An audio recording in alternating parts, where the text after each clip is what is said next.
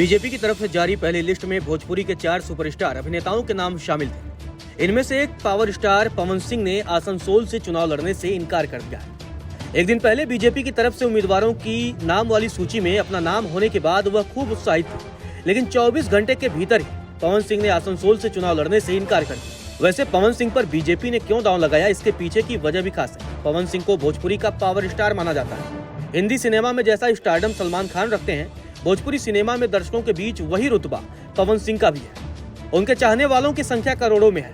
पवन सिंह के गाने इतने पॉपुलर हैं कि भोजपुरी के अलावा देश के अन्य भाषा में समझने वालों की तो छोड़ दीजिए, उनके गानों को विदेश के पब और डिस्को में भी खूब बजाए जाते हैं और इस पर लोगों को थिरकते हुए भी देखा जा सकता है।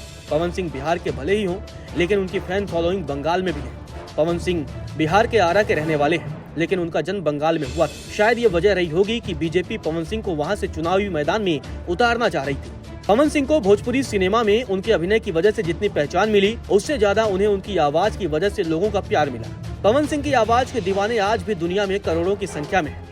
लेकिन ज्यों-ज्यों पवन सिंह को सफलता मिलती गई, विवादों से भी उनका नाता गहराता गया। पवन सिंह की जिंदगी में उन्हें सच्चा प्यार कभी नसीब नहीं हुआ। पहली पत्नी ने आत्महत्या कर ली, दूसरी पत्नी के साथ उनका तलाक का केस अदालत में चल रहा है। भोजपुरी की मशहूर अभिनेत्री अक्षरा सिंह के साथ उनके संबंधों को दोनों ने मंच से स्वीकार किया था, लेकिन यह साथ भी ज्यादा देर तक नहीं टिक पाया है। पवन सिंह को भोजपुरी गाना लॉलीपॉप लागेलू की वजह से काफी प्रसिद्धि मिली। इस गाने ने पवन सिंह को भोजपुरी का सुपरस्टार बना दिया। वह लोगों के दिलों में बसने लगे। पवन सिंह आज भोजपुरी इंडस्ट्री के सबसे अमीर कलाकार हैं। वह इस इंडस्ट्री के सबसे महंगे एक्टर और सिंगर भी हैं। उनके पास बिहार और मुंबई दोनों जगह करोड़ों का घर है। उनकी संपत्ति भी 50 से 65 करोड़ रुपए के बीच है। वैसे पवन सिंह ने आसनसोल से बीजेपी के उम्मीदवार के तौर पर चुनावी मैदान में उतरने से क्यों मना किया, इसके पीछे की क्या वजह थी, यह सूत्रों के हवाले से सामने आ रही है। इसकी पहली वजह जो बताई जा रही है वह है पवन सिंह आरा के रहने वाले हैं और वह यहीं से चुनाव लड़ना चाहते थे, लेकिन उन्हें बिहार से सटे पश्चिम बंगाल के आसनसोल से बीजेपी ने अपना उम्मीदवार घोषित कर दिया।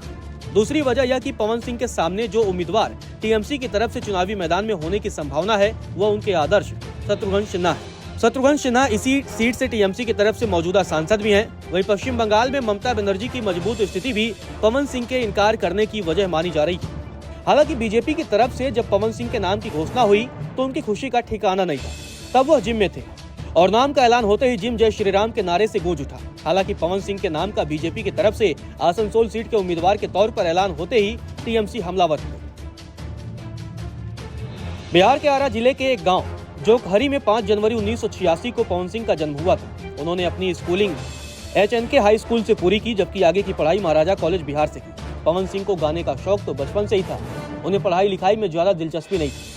ऐसे में पवन सिंह ने चाचा अजीत सिंह से गाना सीखना शुरू किया और बेहद कम उम्र में गाने गाने लगे। पढ़ाई से उनका लगाव कितना था, इसका अंदाजा आप इस बात से लगाइए कि 7 से 8 साल की उम्र तक पवन सिंह को पढ़ना भी नहीं आता था। वह गाना भी सुनकर सीखते थे। चाचा ने उन्हें गाना सिखाना शुरू किया और फिर साइकिल पर साथ लेकर वह उसे शो में भी ले जाने लगे। पवन बड़े होने के बाद भी लंबे समय तक संघर्ष के दिनों में अपने स्टेज शो के लिए साइकिल से ही जाते थे। भोजपुरी इंडस्ट्री में आने के बाद भी पवन सिंह सालों तक सिर्फ गायकी ही करते रहे, लेकिन गायकी में सफलता के बाद पवन सिंह ने एक्टिंग में भी अपने हाथ आजमाए। भोजपुरी फिल्म रंगली चुनरिया तोहरे नाम से उन्होंने 2007 में अभिनय के क्षेत्र में एंट्री की। वह अभी तक 100 से ज्यादा भोजपुरी फिल्मों में अभिनय करने के साथ ही हजारों की संख्या में भोजपुरी गानों को अपनी आवाज से सजा चुके हैं। उनके सिंगल गानों की लिस्ट बहुत लंबी है। पवन सिंह का पहला भोजपुरी एल्बम ओढ़निया वाली था, जो साल 1997 में आया था।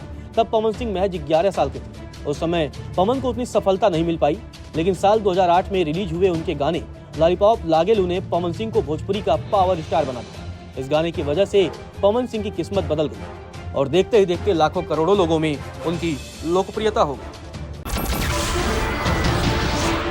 नमस्कार, मैं हूं मानक गुप्ता। अगर आपको हमारा ये वीडियो पसंद आया हो तो इसे लाइक और शेयर जरूर करें और हाँ, हमें सब्सक्राइब और फॉलो करना ना भूलें, ताकि आप देश और दुनिया की कोई खबर मिस ना करें। तो जुड़े रहिए हमारे साथ और देखते रहिए न्यूज़ 24।